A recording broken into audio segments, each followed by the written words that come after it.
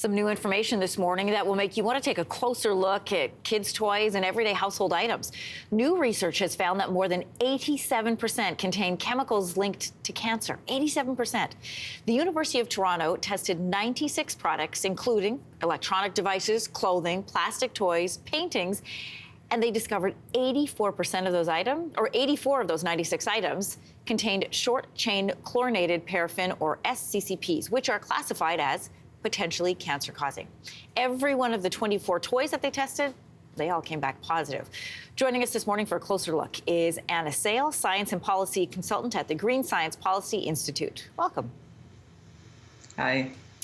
Thanks for having me. So the Canadian government banned this chemical back in 2013. It was part of the Canadian Environmental Protection Act, deeming it toxic and harmful to humans and the environment.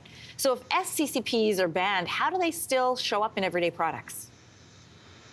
Yeah, so banning the product or banning a chemical is only the first step in ensuring that they don't make it throughout the supply chain.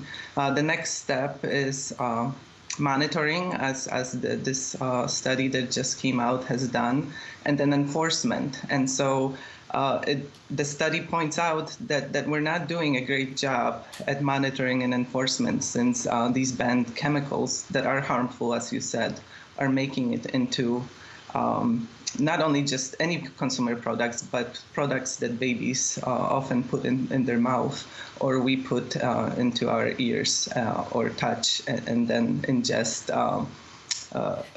food and particles with those chemicals into our body. So Anna, what kind of health risks could these chemicals pose to children, for example, who play with these toys, and what's the percentage in the toys in order for it to be dangerous? Yeah, so that is a difficult question to answer, and the levels were high enough that governments all over the world, through Stockholm Convention, decided that these chemicals should not be used in products. So the fact that they are still in our products is concerning. But right now, there's not much that consumers can do. You cannot go to the store and pick up a toy and look at it and decide whether it contains these chemicals or not. What you can do is write to the companies whose products you purchase and inquire whether they have phased out the use of chlorinated paraffins, and if not, urge them to do so.